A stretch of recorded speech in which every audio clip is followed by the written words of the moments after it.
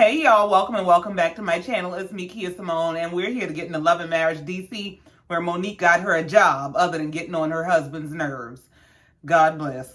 Let's just get right on into this review. Before we do, please be sure to like, share, comment, and subscribe if you have not already. So the episode starts out with Monique's first day on her new job at the morning radio show, and Chris is at home with the kids running a daddy daycare and finding out just what it takes to run a household, much less a household full of children. Chris seems like he pretty much has it under control, but you know the baby is giving it to him. The baby is demanding food.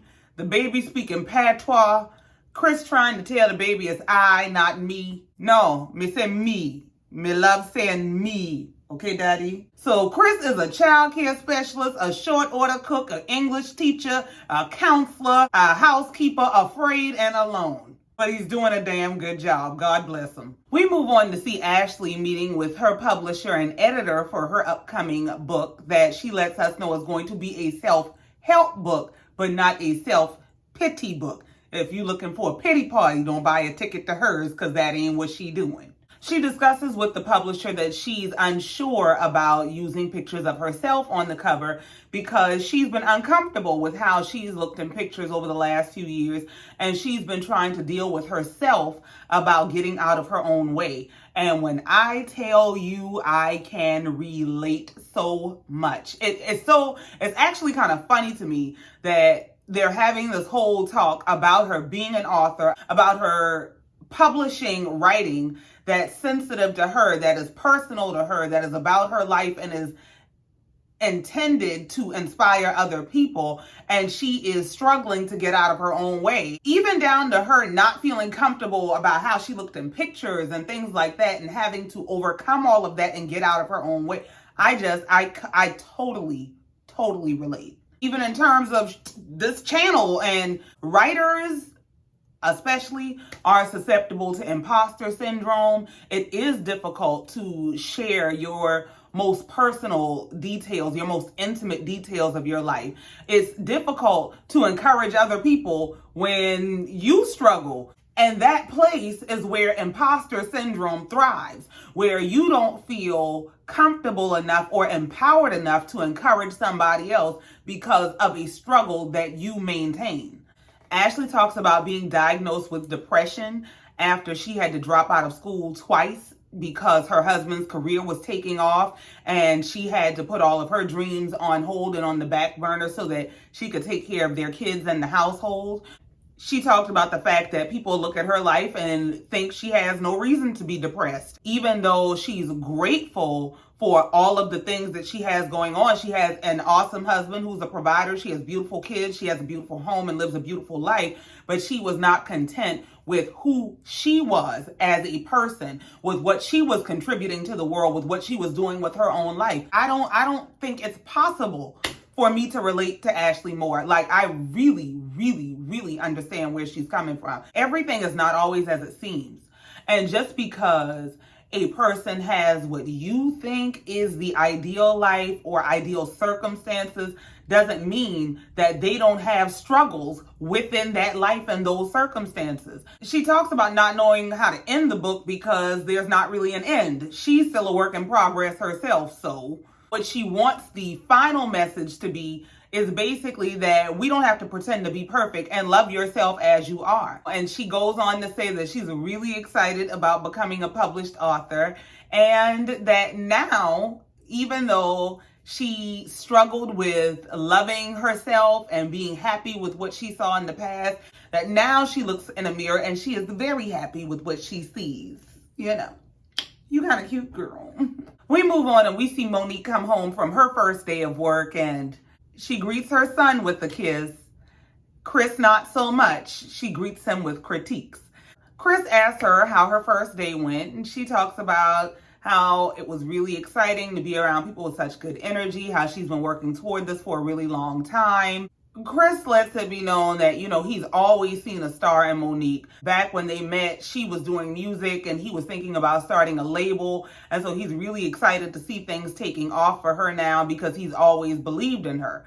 Now Monique, she don't think her husband is as smart. Monique starts to ask Chris how his day was with the kids, and he's talking about basically how he realizes it's a lot to take care of these damn kids. This was far more than I realized, and I just want to get this off my chest. After he gives her a blow-by-blow rundown of all the things he had to do to take care of the kids, she thanks him for trying. I appreciate you trying, and I appreciate your effort, but let me give you some advice as a stay-at-home mom of 9 years. You can't just wing it. You cannot wing it with 3 kids. I don't understand, Monique. I do not understand. At this point, if you feel like this man is this incompetent, please leave him with instructions. You as the head of Not for Lazy Moms. So take you a Not for Lazy night, type you up some instructions, and leave this man with step-by-step instructions on how to run this household and raise these children to your satisfaction. The man did a decent job, and I appreciate you trying, and I appreciate, your effort, but you can't wing it like, bruh, sis, you have to go on from around me. So we move on to Jamie and Erana's house, and they're playing the happy family and making TikToks. They let us know that they make a lot of money from TikTok, but Jamie makes sure to let us know that the majority of their money comes from his ventures, that this is just play money that they might take a trip or so with. Girl, first of all, that's a tactic to keep Erana in the mindset that she needs him. That whatever money you're making from TikTok, it ain't gonna be enough to live on. It ain't gonna be enough to support the lifestyle that you're used to. So you better stay under my thumb. Let me just pull that first red flag up out the ground. So they make this little TikTok to look like this fake couple goals. And immediately after the TikTok, they sit down to talk about the session with the lady at the salt cave, where the lady done told him he's a bully. Jamie does not understand why this lady picked up on him being a bully, because he didn't show her anything in the moment that would indicate that he's a bully. Dear, let me help you understand something. Just because you sit still does not mean you hide your energy. It cannot be hidden. It is there and it ain't going nowhere. Now, you can change it, you can morph it, you can transform it, but it ain't going to disappear. I don't care what Scooby-Doo and the crew told you. You is not invisible. So Erana basically tells him, I think she had you pegged right. You kind of are. Erana is in the confessional saying that Jamie is aggressive with her and their kids. And Jamie responds by saying, well, am I aggressive or am I disciplining and motivating? Erana said, well, maybe you're disciplining the kids and you're just aggressive with me. I would like to know why at this point we haven't seen the typical domestic violence disclaimer that we see, because this just screams to me that he be Ike Turnering her ass.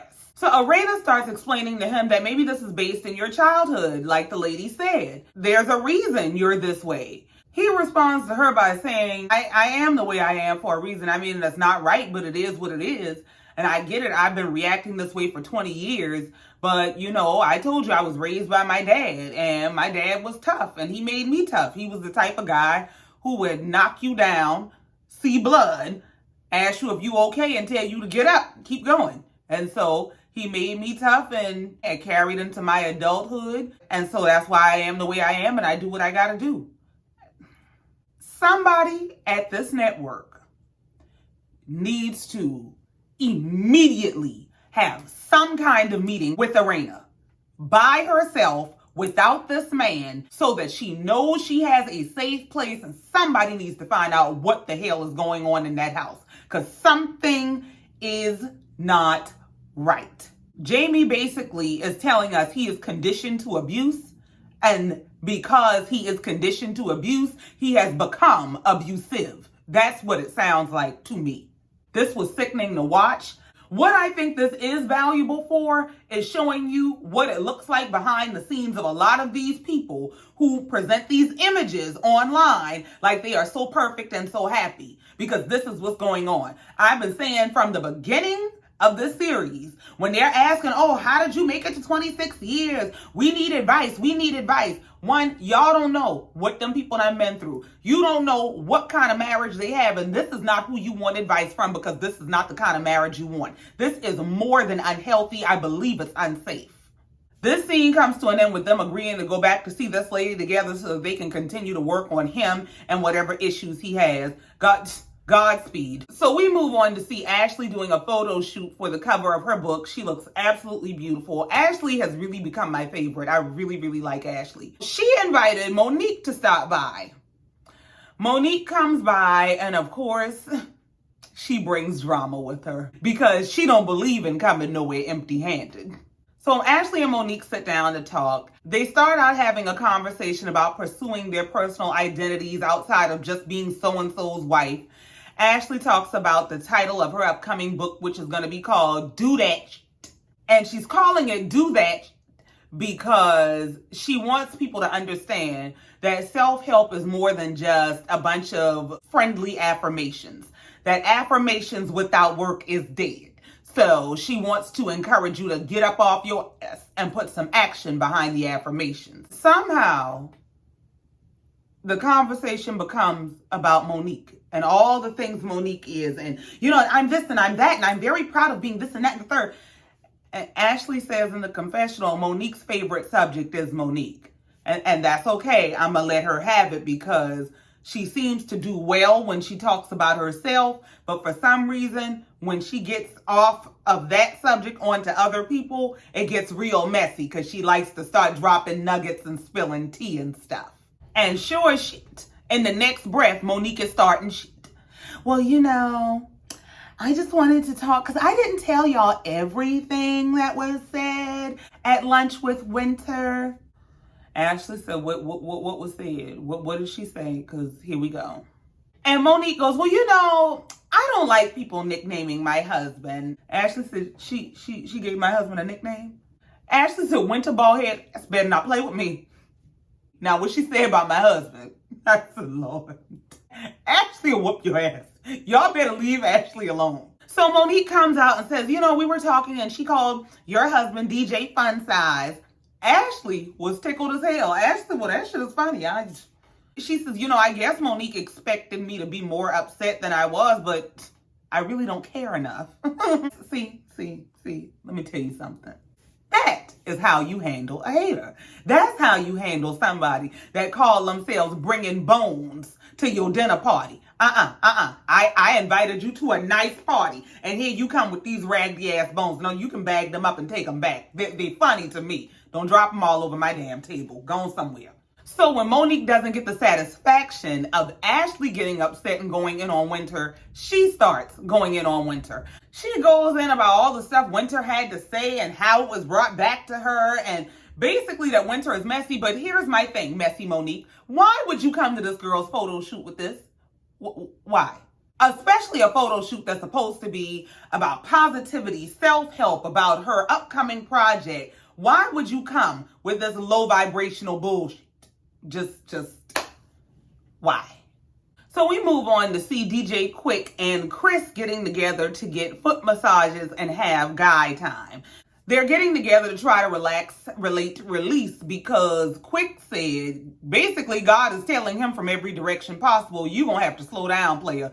And Chris needs to decompress from being Mr. Mom. So they're going to get their feet rubbed.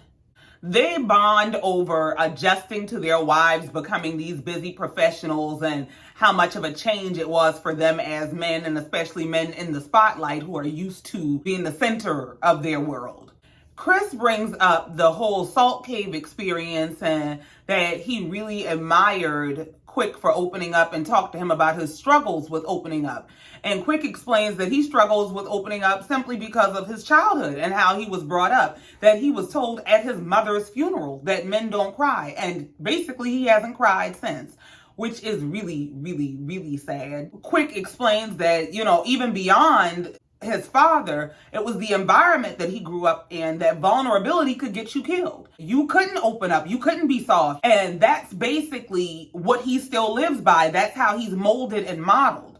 And Chris explains that he can relate because he's struggling with how to be the head of his household, because while he grew up with his father, it wasn't a healthy environment. He saw abuse and different things of that nature, and so he's doing the best that he can in terms of being a husband and father and head of his household, but he struggles with the right way to do that because he never really had a proper example. I think it's really commendable that these men opened up the way that they did on TV. In spite of everything that they've been through, they go above and beyond to be the best husbands and fathers they can be. And that is admirable. I can't do that but respect it.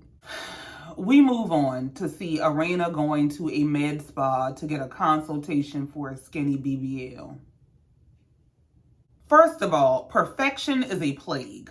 Secondly, skinny with a voluptuous fit. It's damn near an oxymoron. Like, it makes me so sad to see a woman in her prime, as beautiful as Erana is, that is in pursuit of perfection.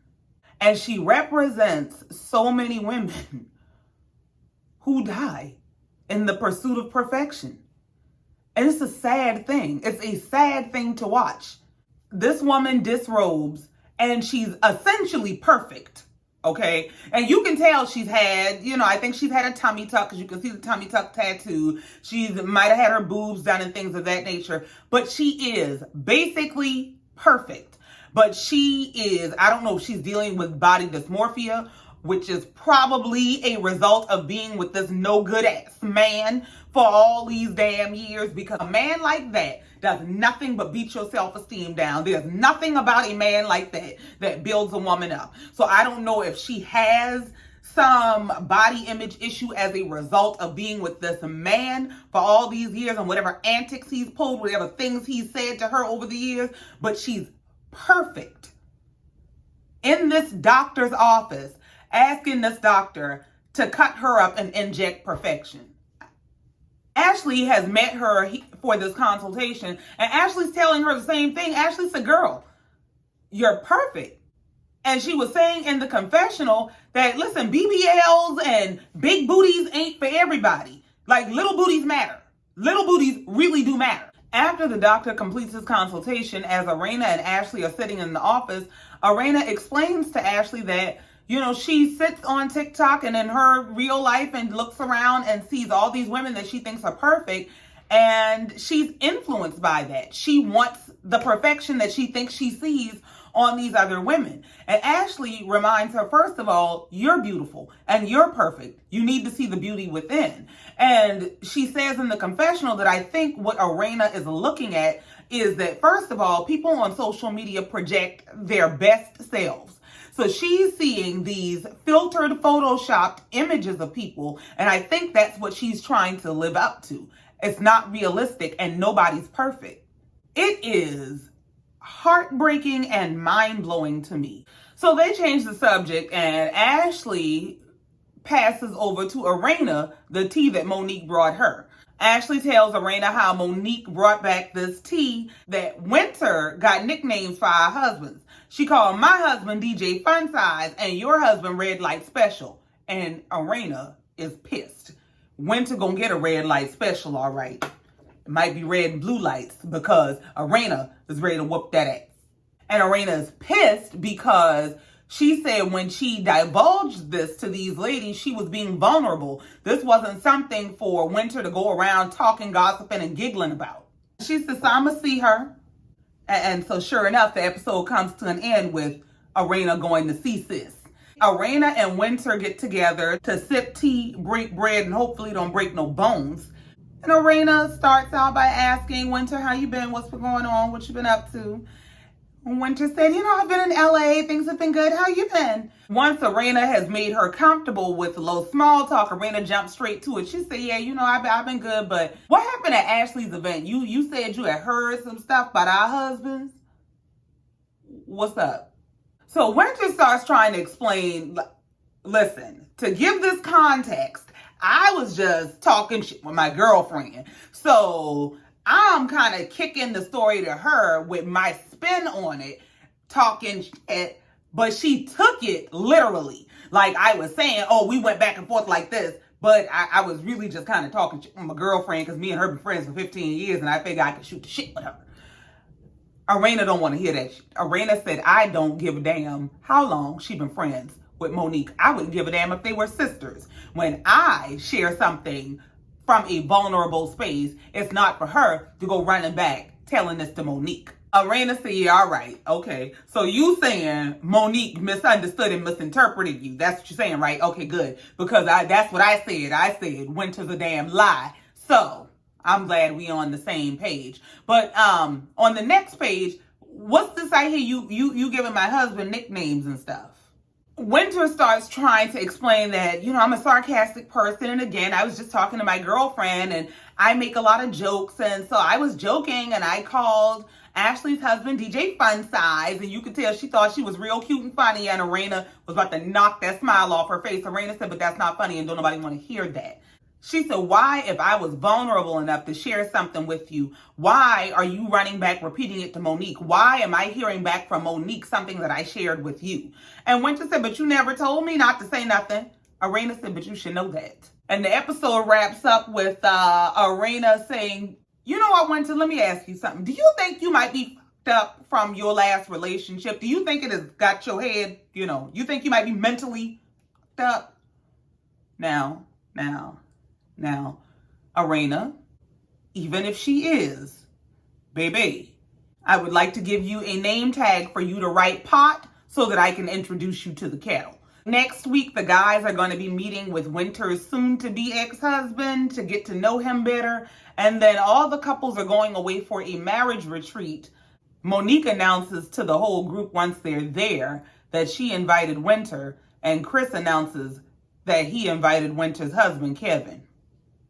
One thing these love and marriage franchises will do is bring bitter exes together, okay? We'll see how they manage this foolishness next week. That's it. That's all. I ain't got no more. Thank you so much for coming down here listening to me and let me get it off my chest. Please be sure to like, share, comment, and subscribe if you have not already. And in the meantime, until next time, love you, mean it. Bye.